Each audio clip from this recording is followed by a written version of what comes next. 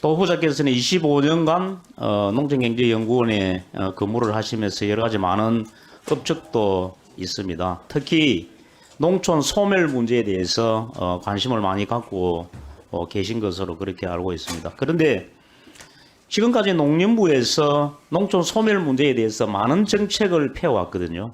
그런데도 농촌 소멸 문제가 계속되는 이유가 뭐라고 생각합니까? 현재 농식품부 정책은 도시와 생활 격차를 줄이는 아주 일부분의 그 정책들만을 삶의 질 정책을 통해서 하고 있었습니다. 근데 그 삶의 질 정책이 농식품부 정책 영역이라기보다는 여러 부처에 걸친 정책 영역으로 이 농식품부가 다른 부처에 대한 그 협조 이것을 이끌어내는데 좀 부족했던 측면이 있습니다.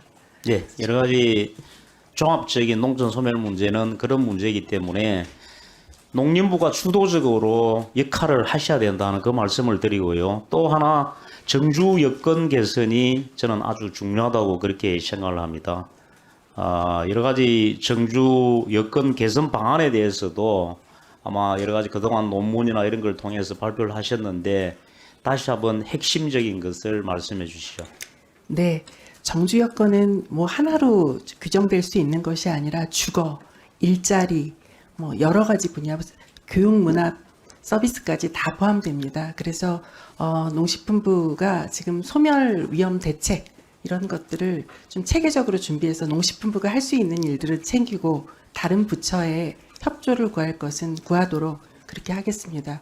예, 제 지역구가 도시지역 중에서도 원래 도시의 중심, 원도심, 구도심이라 하죠. 이런 쪽인데 역시 그 인구 감소나 이런 문제 때문에 지금 여러 가지 어려움이 있습니다. 그런데 제가 후보자님의 연구를 보니까 생활 인구 개념이나 관계 인구 개념 이런 걸 많이 강조를 하셨던데 이게 원도심 활성화 정책하고도 좀 연계가 있어요. 어떻게 생각하세요? 맞습니다.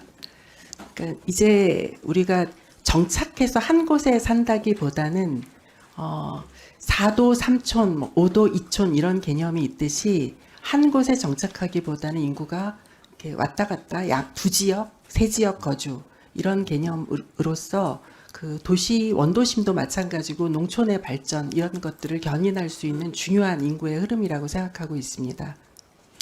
연계해서 질문을 드리자면 농촌 빈집 문제, 네, 이게 소멸 문제와 딱 직결돼 있잖아요. 예, 농촌에 사람은 떠나고 빈집만 남아 있는 그런 형태인데 올해 6월 달에 우리 농식품부에서 농촌 빈집 정비 활성화 대책을 발표를 했거든요.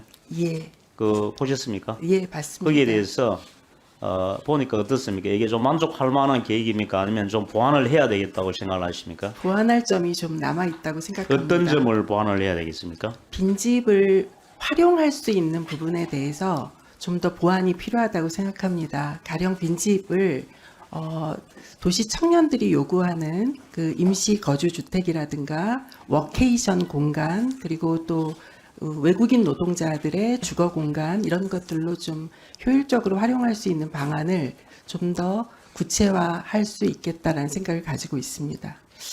그 중에서도 마을 스테이라든지 농촌형 레지던스 구축 방안 이런 것도 제가 봤는데요. 이게 좀 활성화되려면 1가구 2주택 양도소득세를 면제해 준다든지 보유세를 면제해 준다든지 또 주말주택 개념 세컨드 하우스 이런 게 보편화 시킬 수 있는 이런 대책이 필요하거든요. 맞습니다. 어떻게 생각하세요? 그 네, 부분에 대해서 한번 정확한 설명해 주시죠. 말씀입니다.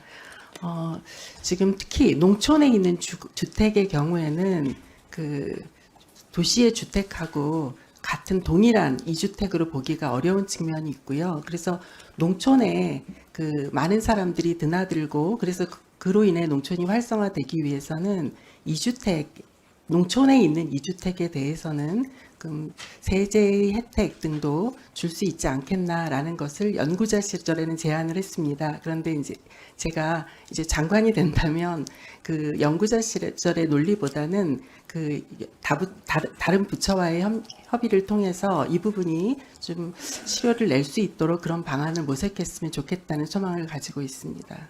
시간이 얼마 없는데 전임 정황근 장관님께서 제일 야심차게 추진했던 것 중 하나가 분질미 가루쌀 정책이거든요. 예. 근데 가루쌀 정책에 대해서 저도 상당히 좋은 정책이라고 생각하는데 반면에 문제점도 꽤 많이 있는 정책이고 이 정책을 성공시키려면 상당한 현실적인 접근 방법이 필요하다.